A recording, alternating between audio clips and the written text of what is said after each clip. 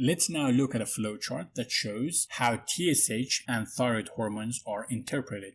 A normal TSH result in a setting of low suspicion for thyroid disease usually excludes thyroid dysfunction. This is because symptoms of thyroid dysfunction, particularly hypothyroidism, are non-specific, and TSH is often used as a screening test in a wide range of clinical presentations with low pretest probability for thyroid disease. However, if there is high suspicion for thyroid disease, TSH should be used in conjunction with free T4 and/or free T3 to exclude thyroid dysfunction. TSH alone may also not be useful in central hypothyroidism, pituitary resistance to thyroid hormones, and in acutely ill patients. Let's now look at the left-hand side of the flowchart. If the TSH is suppressed, measure FT4 and FT3. FT4 and FT3 above the reference interval is diagnostic for primary hyperthyroidism, which means that the problem is in the thyroid gland. In this case, further tests such as TSH receptor antibodies or TRAPs or thyroid-stimulating immunoglobulins or TSI can help determine the cause of primary hyperthyroidism. For instance, positive TRAP or TSI support a diagnosis of Graves' disease. Thyroid scintigraphy or thyroid scan may be considered to distinguish between Graves' disease, toxic nodules, and thyroiditis if the TRAP test is negative or there is diagnostic uncertainty. Basically, the differential diagnoses include Graves' disease, thyroid nodules, and thyroiditis.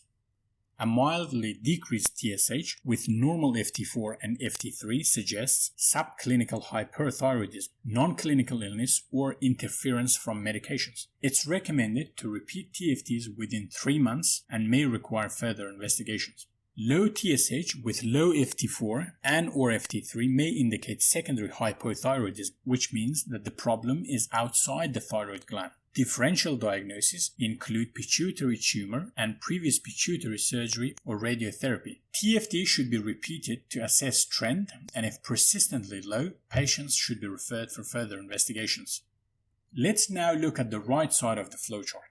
Elevated TSH with low FT4 is diagnostic for primary hypothyroidism. Differential diagnoses include iodine deficiency, Hashimoto's thyroiditis, and previous radioactive iodine or neck surgery.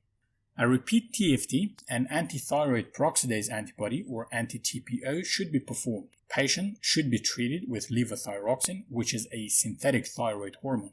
Elevated TSH with normal FT4 indicates subclinical or mild hypothyroidism. Anti-TPO antibody, repeat and monitoring of TFT should be performed. Patient should also be considered for levothyroxine therapy.